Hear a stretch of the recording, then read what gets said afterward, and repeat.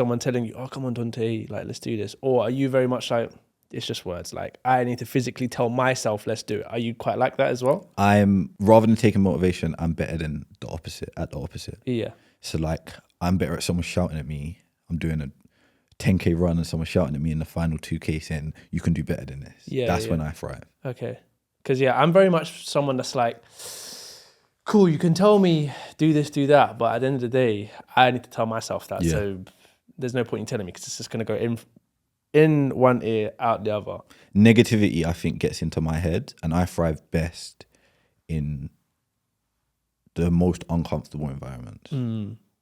Yeah. And that's what you need as an entrepreneur. Yeah. On the flip side, one thing that you're doing really well, that you're really proud of. Really proud of. This goes into what we just said, and I find it really hard to sort of like pat myself on the back. And I always like, because I find it very comfortable in being in uncomfortable positions, I rarely sort of like step out and say like, you know what, you done well with that. But one thing I'm really proud of, I'd probably say delivering properties to people that they can have as their homes. So like, even down to the charity stuff, really proud of that. That's probably one of my biggest achievements so far. Delivering water wells to people that didn't have access to drinking water, opening up a school, delivering a maternity ward when you can literally go there and physically see the conditions people were giving birth in. And when we went to, for instance, Uganda, we see a sort of chain of events in that young mothers were coming in, they were giving birth to people in unhygienic environments. Then the schools were also unhygienic. So a lot of the younger girls, when they started going through their menstrual cycles and things like that, they wouldn't want to be in the school because it was unhygienic. So in terms of the facilities there, and then what would happen is they'd drop out of school, end up getting pregnant and giving birth in those same unhygienic environments, and it was like a continuous loop. So trying to put a fix to that is probably one of my biggest achievements. And then having a portfolio that I do now and delivering properties and being able to give that to a tenant and they can say, this is the roof over my head and this is my home. I find it really nice when you go and visit a tenant, because like sometimes I'll send them some bits and bobs, and it might be their birthday or something, and I send them a box of chocolates and they say like, oh, I'm really loving the home, and I find that quite fulfilling. I want to go back to when you said about you struggle to praise yourself, give yourself that pat on the back. So would you link that to telling yourself that you don't deserve certain things?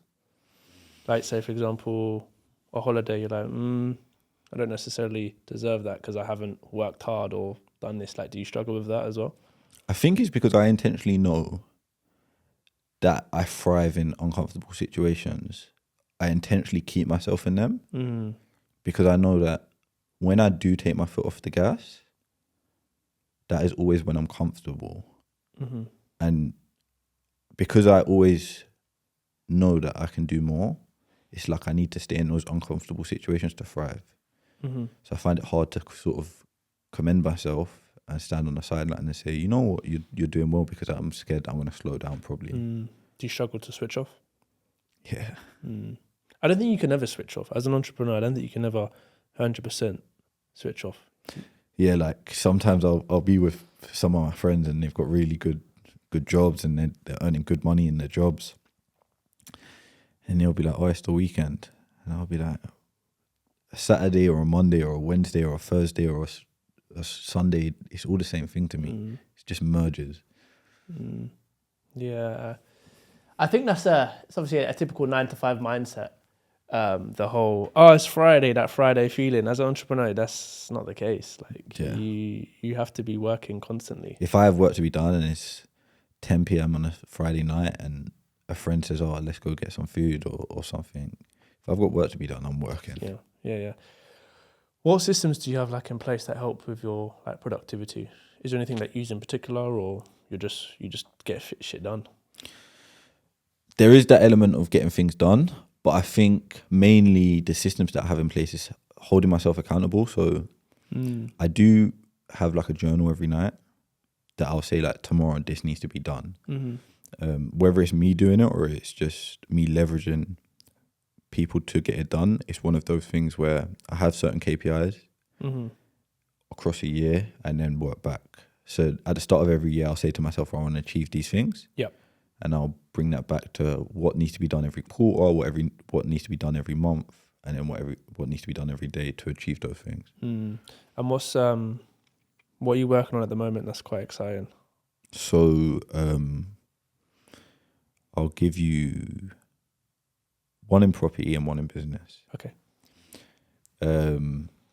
So one in property, I just collected the keys to something on Wednesday, just gone. Nice. That's just a flip. A 3-bed, we're going to turn it into a 4-bed, potentially get planning to do a double-story side extension, and uplift the value, and then either sell or refinance depending on the numbers. So that's quite exciting. Is that in London or? That's just on the outskirts, so that's in Essex. And we're also doing an assisted sell in Hertfordshire as well.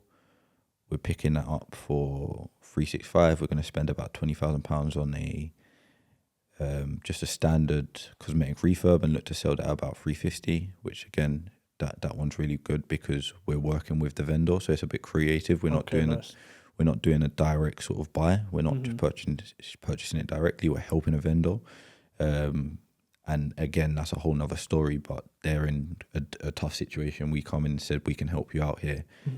And because we're providing that value, we can take somewhat a profit, i.e. a compensation as well, in doing that as well. So you're actually being rewarded for fulfilling someone as well. And then something in business, which is UK estates.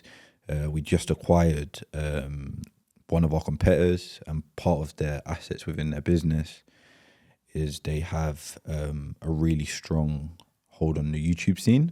Okay. So we've got a really good hold on sort of like Instagram, Facebook, TikTok. So we've kind of dominated those platforms, but we didn't ever dominate YouTube. And we've just acquired one of our competitors that has a really good foothold in the YouTube scene. So we're going to start launching, as of next week, we're going to start launching different series on the YouTube. Nice. So that's going to add to the media sort of platform, and that's going to be development tours, and it's going to be the luxury listing tours as well. So we're in talks with a couple of celebrities. We're going to do some behind the scenes sort of like MTV Cribs kind of situation. So I'm quite excited for that. Yeah, no, excited. I'm excited to see that. What's one tip that you would give to someone starting out in property? One tip that I'd give to someone starting out in property is to provide value from the offset. Everyone's got a way of providing value. You just have to find what your skill sets are and your strengths, and you need to present it in a way where it adds value to the people that you're trying to add value to. So pick someone that you want to add value to, whether that's other property professionals, whether that's investors, whether that's landlords, however that looks, and provide value to them. It's something that I'm still actively doing on a day-to-day basis. Like we send out market trends. We don't get paid for this. We send out market trends. I've literally got a team member that is just reading up about property. Yeah. And they write articles about property so that people get it to their fingertips. We've got thousands of people subscribe to that. And that's things like base rates dropping and things like that. But it all comes back to providing value. What questions would you say people need to ask themselves in order to find that value? Because sometimes it can be a bit difficult knowing what your strengths are.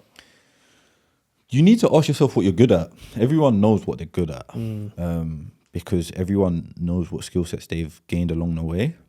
And off the back of finding out what you're good at, package it up in a way that makes sense for whoever you're trying to attract.